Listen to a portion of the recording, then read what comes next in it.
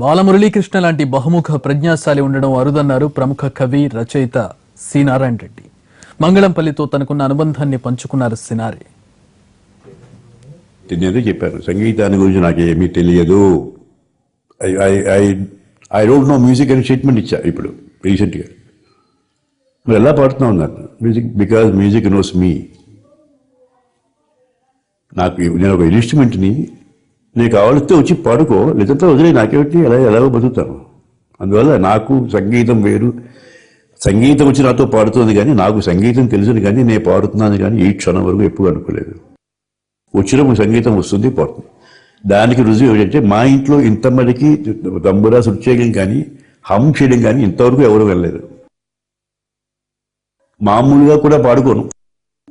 సంగీతం తక్కినోని చేస్తారు కానీ పాడడం మాత్రం ఉండదు. ఎవరికైనా శిష్యులకు పాడని చెప్తే చెప్పడం తప్ప, లేకపోతే ఏమి సంగీతం నేను పాడతానని విషయం మా ఇంటి ఎవరికి తెలియదు. నేను ఎప్పుడు దాని గురించి ఆలోచించాను. గురువుగారి దగ్గర నేర్చుకున్నాను. పారుపతి రామకృష్ణయ్య పంతులు గారు, వారి గురువుగారు సుశల దక్షిణాంబ శాస్త్రి వారు, వారి గురువుగారు మానాంబుజాడు వెంకట సుబ్బయ్య గారు, వారి గురువుగారు త్యాగరాజస్వామి. నేను 5వ పరంపరలో వాడిని. అందువల్ల త్యాగరాజస్వామి ఎలా పాడారో అవన్నీ కూడా స్వరంతో రాసుకుని ఆ ట్యూన్స్ కరెక్ట్గా నాకు లభించాయి. చాలామంది ఇష్టం వచ్చిన పాడేయడం, కొత్త సంగతులు వేసేయమని నేను అలా చేయను.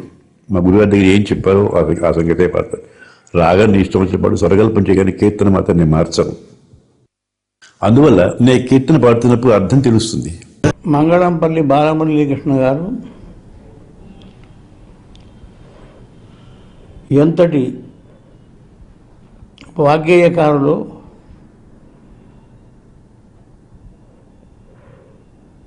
అది అంచనా వేయడం కష్టం. వాగ్గేయకారుడు అంటే ఒక సంగీత విద్వాంసుడు, తానే స్వయంగా గీత రచన చేసి దానికి స్వరాలు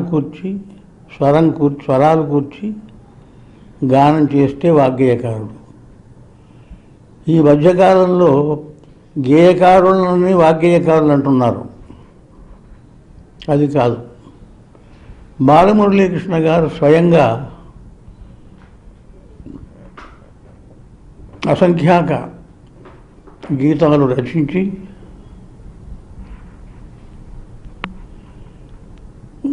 వాటికి స్వరాలు కూర్చి గానం చేసినారు.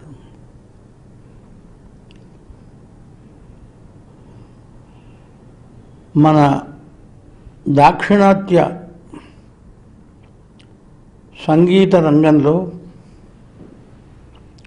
వారిది శిఖరాయమానమైన వ్యక్తిత్వం. గాయకులు ఉండొచ్చు కానీ వాగ్గేయకారులు వారితో సరిదూగేవారు లేరు. అనుబంధాన్ని పంచుకున్నారు బాలమురళీకృష్ణ. మొదటిసారి తను వయలిన్ వాయించిన సందర్భాన్ని గుర్తు చేసుకున్నారు మంగళంపల్లి. ఈ వ్యాపారం అయిపోయింది కాబట్టి కొంచెం రాగం పాడడం, స్వరం వేయడం, ముక్తాయి స్వరాలు, వైలను, మృదంగం, తరియావర్తం, వెదగోళ్ళని వచ్చాయి కాబట్టి అది వేరు. కీర్తన పాడేటప్పుడు మాత్రం నేను ఏమీ మార్పులు చేయడం కానీ సొంత సంగతులు వేయడం కానీ నేను చెయ్యను. ఇందులో విశేషం ఏమైపోయిందంటే త్యాగరాజ స్వామి దగ్గర శిష్యులు కూడా రకరకాల మంది ఉంటారు కదా, వాళ్ళకి పైకాలం పలకదు. అవన్నీ ఆ పైకాలం తీసేశారు. వాళ్ళు నిదానంగా తాళం వేస్తూ పాడలేడు, వాళ్ళు తీసేశారు. అప్పుడు త్యాగరాజ స్వామి నా దగ్గరికి వచ్చి ఇలా పాడాలబ్బాయి అని చెప్పారు. నేను పాడుతున్నాను. అది అందువల్లనే నేను పాడుతుంటే సాహిత్యం అర్థమవుతుంది, రసం ఉంటుంది, కల్పనాశక్తి ఉంటుంది, అన్నీ ఉంటాయి. మా నాన్నగారు ఫ్లూట్ వాయించేవారు. నన్ను ఫ్లూట్ మాత్రం నువ్వు వాయించకూడదని నా దగ్గర ప్రామిస్ చేసుకున్నారు ఆయన. నేను ఎందుకని ఫ్లూట్ ముట్టుకోలేదు. ఇన్స్ట్రుమెంట్ ఏదైనా వేరే వాయించడం కూడా ఆయనకి ఇష్టం లేదు. మా అమ్మగారు వేణు వాయిస్తారు కాబట్టి ఆయన వైలిన్ వాయించేవారు. మా నాన్నగారు వైలిన్ కూడా వాయించొద్దు అన్నారు. నాకు వైలిన్ చాలా ఇష్టం. చిన్నప్పటి నుంచి నేను ద్వారం వెంకటస్వామి గారి వైలిన్ విని వైలిన్ మీద ఆసక్తి పుట్టింది. ఒకసారి మా నాన్నగారు ఊరికి వెళ్ళారు. వెళ్ళినప్పుడు వైలిన్ ఉంది అక్కడ. నాకు కాగబట్టలేక ఆ వైలిన్ తీసి వాయించేశాను ఫస్ట్ టైం. తర్వాత పెట్టి మా అమ్మగారు చూసి సంతోషించి ఆమె ఏం అనలేదు. నాన్న చూసారా, వైలిన్ వాయిస్తే అబ్బాయి కుర్రాడు బాగాను అని. ఏమిరా వైలిన్ వాయించావా? అవును. ఏం వాయించావు? వెళ్ళిపోతు వర్ణం వాయించాను. వాయించాను ఫస్ట్ టైం ఎత్తగానే. అప్పటి నుంచి వైద్యుని మార్చడానికి నాన్న పర్మిషన్ ఇచ్చారు. కర్ణాటక సంగీతానికి ఆయన చేసిన సేవలు అవి అగణితమైనవి. కర్ణాటక సంగీతాన్ని లలిత సంగీతానికి దగ్గరగా తీసుకొచ్చి గానం చేసినవాడు ఆయన. చలనచిత్రాల్లో కూడా, తెలుగు చలనచిత్రాల్లో గానం చేసినాడు. బాలమురళీకృష్ణ గారు తెలుగులోనే కాదు, తమిళం, కన్నడం, మలయాళం మొదలైన దాక్షిణాత్య భాషల్లో కూడా వారు గానం చేసినారు. బాలమురళీకృష్ణ గారి చిత్రం ఏమిటంటే, నేను 5:30కు రేడియోలో విన్నాను వారు పాడిన గీతం.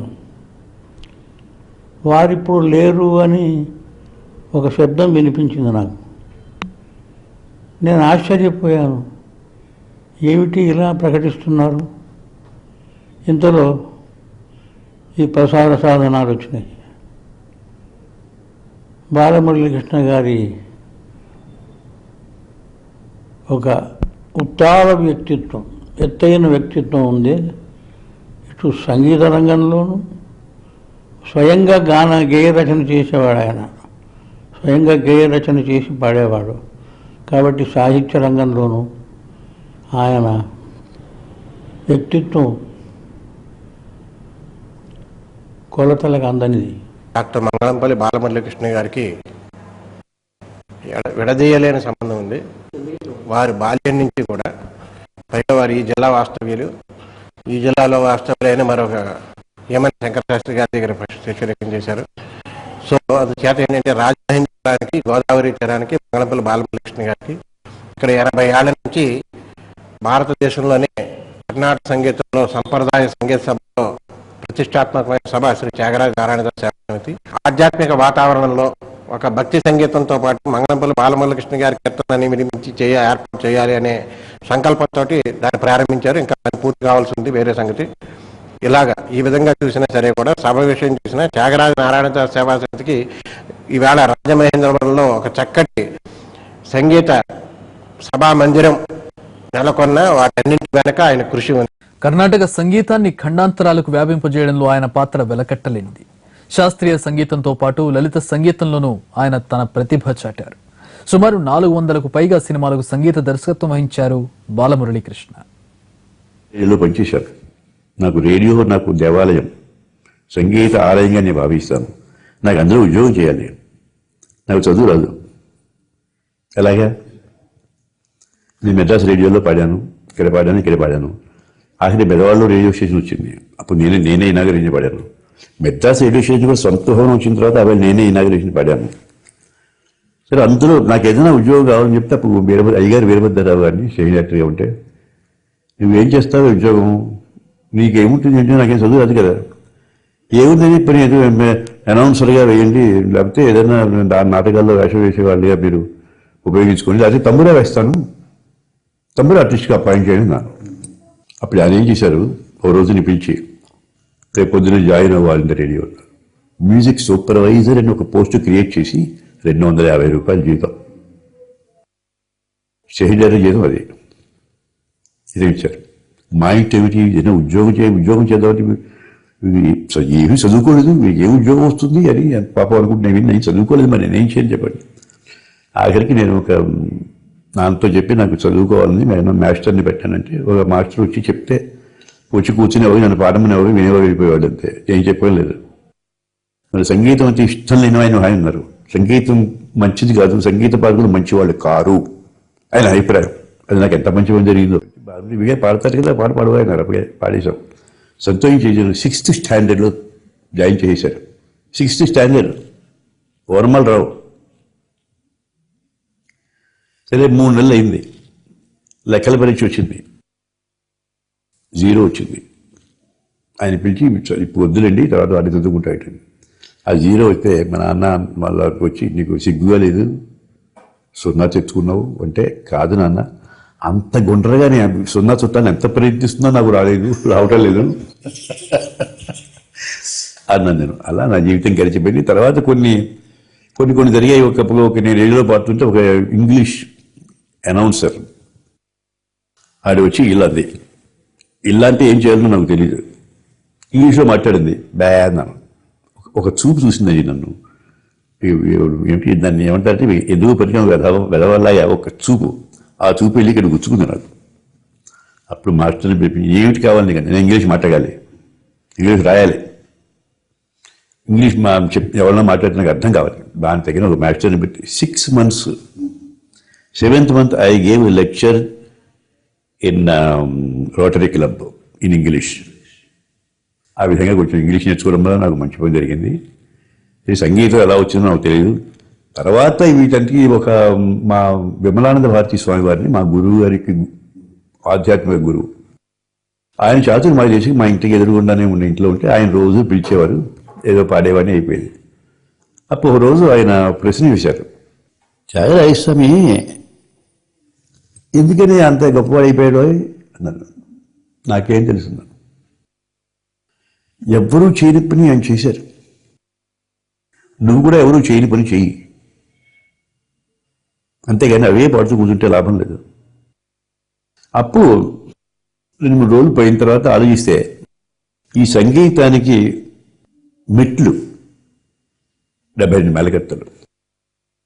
ఈ 72 మెలకత్తల్లోంచే ప్రపంచ సంగీతం అంతా పుట్టింది. అది నేను ప్రూవ్ చేశాను. కానీ 72 మెలకత్తలు ఎవరు సరిగ్గా పాడడం తెలియదు, మంచి కీర్తనలు లేవు. ఎవడో ఆయన ఇంకా 600 రాశారు కానీ ఆ మెలకత్త రాగం ఒక రాగం, ఒక శంకరాభరణం ఉంది, ఒక చారుకేసి రాగం ఉందనుకోండి, కింద శంకరాభరణం పైన తోడి అది చారుకేసి. కానీ అలా పాడుతున్నారు కానీ చారుకేసి పాటల్లా. దానికి కారణం అంటే గమ్మకాల యొక్క వివరాలు తెలియకపోవడం. ఇలాంటి రహస్యాలని నాకు రావడం వల్లని ముందర 72 మెలకత్తల రాగాల స్వరూపాలు చెప్పాలని కూర్చుని 6 నెలల్లో 72 మెలకత్తల్లో సంస్కృతంలో, తెలుగులో నాకు సంస్కృతంలో. తర్వాత పెద్దవాళ్ళు చూపిస్తే ఎంత బాగుందో ఈ సంస్కృతం, ఒక్క తప్పు లేదు, ఎటీ పురాతనని కరెక్ట్గా ఉన్నాయి అన్నారు. నేను చేస్తే కదా అది బాగానే ఉండి తీరాలి అన్నాను. అలాగే అరవన్ నేర్చుకున్నాను. అరవన్లో పోయి చేశాను నేను. కన్నడంలో పాడాను, మలయాళంలో పాడాను, హిందీ పాడాను, బెంగాలీ పాడాను, ఒరిస్సా పాడాను. బెంగాల్లో పాడినా నాకు 2 డాక్టరేట్లు వచ్చాయి. రవీంద్ర సంగీత్కి 2 డాక్టరేట్లు వచ్చాయి. ఏది పని బెంగాల్లో వాళ్ళు వచ్చి బెంగాల్లో మాట్లాడారు నాతో, ఏమని తెల్లమామ వేయడం. అందువల్ల పాడేటప్పుడు దాని అర్థం ఉచ్చారణ తెలుసుకుని పాడడం అలవాటు నాకు. వారు తిరుమల తిరుపతి దేవస్థానం ఆస్థాన సంగీత విద్వాంసులు, పద్మవిభూషణ్, ఎన్నో అవార్డులు వారు సొంతం చేసుకున్నారు. మహానుభావులు. దేశ విదేశాల్లో వారి ఎన్నో కచేరీలు చేసి మన భారతదేశం యొక్క ఖ్యాతిని ఇనుమడింపచేశారు. వారు కర్ణాటక సంగీతానికి చేసిన సేవ ఎనలేనిది, అనితర సాధ్యమైనది. వారి కర్ణాటక సంగీతానికి చేసిన సేవ ఎంతోమంది శిష్య ప్రశిష్యులను తయారు చేశారు. మన టీటీడీ తరఫున వారి ఆత్మకి శాంతి కలగాలని మనసారా భగవంతుని ప్రార్థిస్తున్నాను. ఈ మధ్య కూడా 2014-15లో బ్రహ్మోత్సవాల్లో వచ్చి మన శ్రీ వెంకటేశ్వర సంగీత నృత్య కళాశాల ద్వారా కూడా వారు కాన్సర్ట్ ఇవ్వడం జరిగింది. నాదనీరాజనం తిరుమల వేదిక మీద. ఎంతో వారిని ఆదరంగా స్వాగతించడానికి టీటీడీ యాజమాన్యం తరఫున మేమందరం కూడా వెళ్ళాము. వారు ఎంతో సంతోషించారు. అలాంటి మహానుభావులు ఎంతోమందికి స్ఫూర్తిదాయకం. సంగీత ప్రపంచమే కాదు, సినిమా ప్రపంచం మొత్తం కూడా చాలా బాధగా ఉంది ఇప్పుడు. అలాంటి గొప్ప వ్యక్తిని కోల్పోయాం మనం.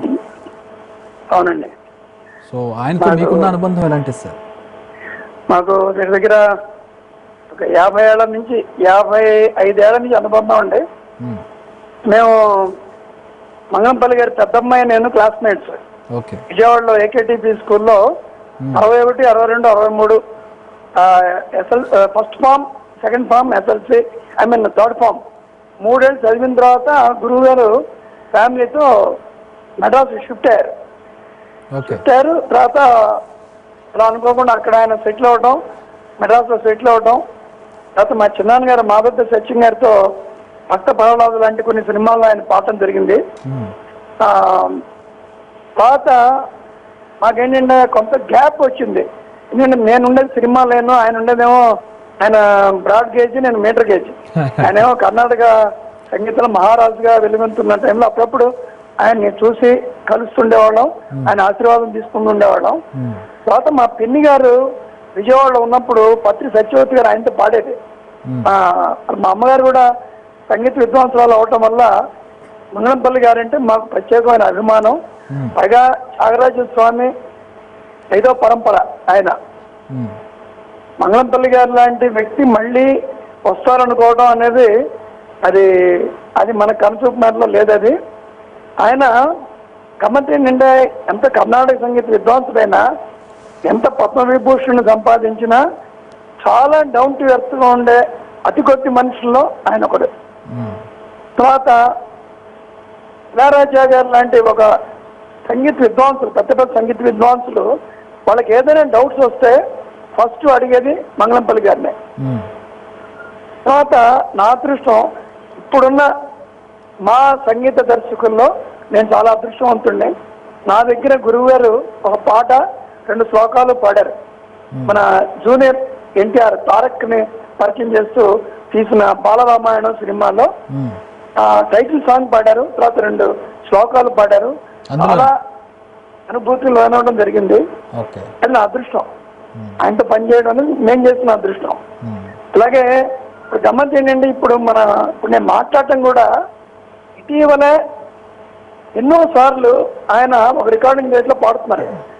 అది Gopi recording theatre, sound engineer పేరు గోపి. ఎస్పీ బాలసుబ్రహ్మణ్యం గారి రికార్డింగ్ థియేటర్ లో అతను సౌండ్ ఇంజనీర్ చాలా కాలం.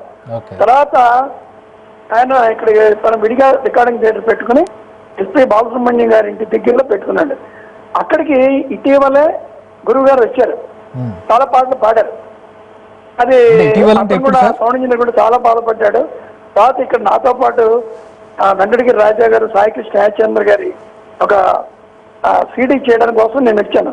వచ్చిన తర్వాత మా వైఫ్ ఫోన్ చేసి ఇలాగా గురువు గారు పోయారు ఇలా అని చెప్పేప్పటికి చాలా బాధపడుతూ వెంటనే వాళ్ళ అమ్మాయికి ఫోన్ చేస్తే ఆ అమ్మాయి అప్పుడే విమానాశ్రయానికి వస్తుంది హైదరాబాద్ నుంచి. బహుశా ఇంకొక కాసేపట్లో అమ్మాయి చెన్నై వస్తుంది.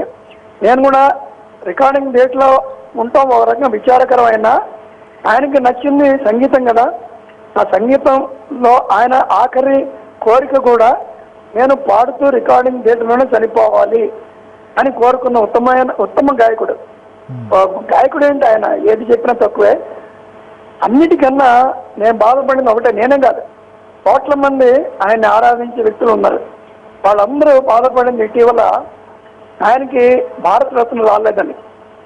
మరి అది ఈ సందర్భంలో చెప్పడం ఎంతవరకు బాగుంటుందో లేదు నాకు తెలియదు. కానీ బట్ ఏదైనా మంగళంపల్లి బాలమురళీ కృష్ణ గారు మన మధ్యలో లేకపోవడం ఓన్లీ భౌతిక ఖాయమేం లేదు, కానీ నాలాంటి ఎంతో కోట్ల మంది హృదయాల్లో ఆయన చిరంజీవిగా ఉంటారు. దీంట్లో ఏ రకమైన సందేహం లేదు.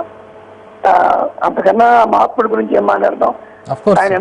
ఆయన గురించి చెప్పేంత రాహత నా దగ్గర లేకపోయినా ఇలాంటి గొప్పవాళ్ళు సంగీత రంగానికి ఆయన లేకపోవడం అనేది అది ఎవరు పోడ్చలేని లోటు. అవును, భౌతికంగా లేకపోయినా కూడా ఆయన అభిమానుల గుండెల్లో ఎప్పటికీ చిరస్థాయిగా ఉండిపోతారు. Thank you sir.